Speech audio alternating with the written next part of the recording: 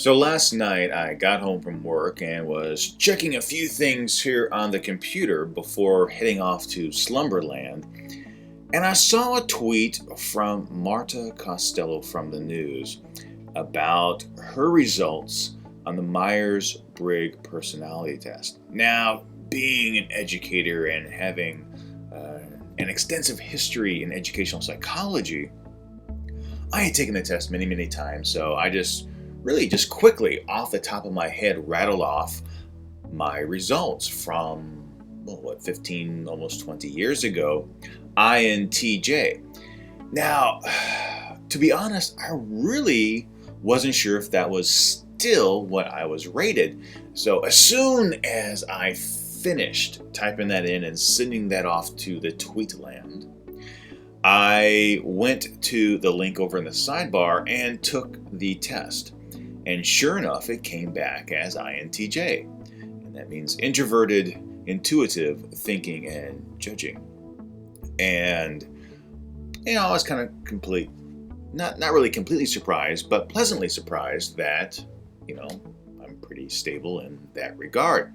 But what did surprise me was the article that accompanied it, kind of explaining the mentality of the INTJ.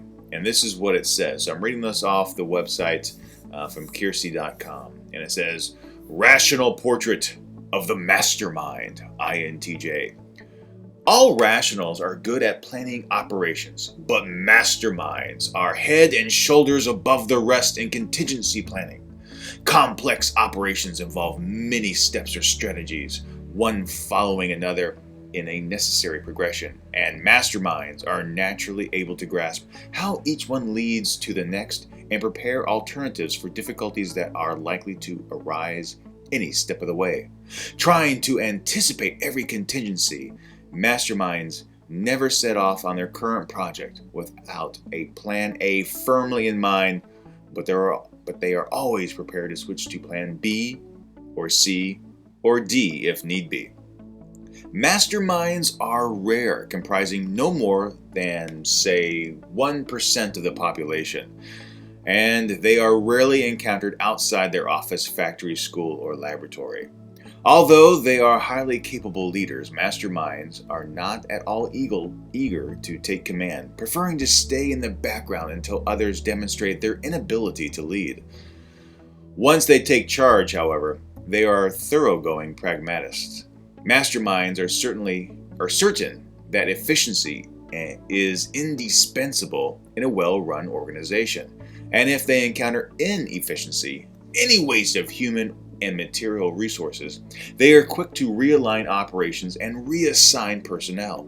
Masterminds do not feel bound by established rules and procedures, and traditionally, authority does not impress them, nor do slogans or catchwords. Only ideas that make sense to them are adopted. Those that don't, aren't, no matter who thought of them. Remember, their aim is always maximum efficiency. In their careers, masterminds usually arise to positions of responsibility, for they work long and hard and are dedicated to their pursuit of goals, sparing neither their own time or effort, or that of their colleagues and employees. Problem solving is highly stimulating to masterminds who love responding to tangled systems that require careful sorting out.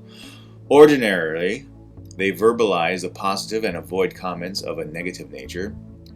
They are more interested in moving an organization forward than dwelling on mistakes of the past. Masterminds tend to be much more definite and self-confident than other rationals, having usually developed a very strong will. Decisions come easily to them. In fact, they can hardly rest until they have things settled and decided. But before they decide anything, they must do the research. Masterminds are highly theoretical, but they insist on looking at all available data before they embrace an idea. And they are suspicious of any statement that is based on shoddy research, or that is checked against reality. I have to say, that's me in a nutshell. Have a great one.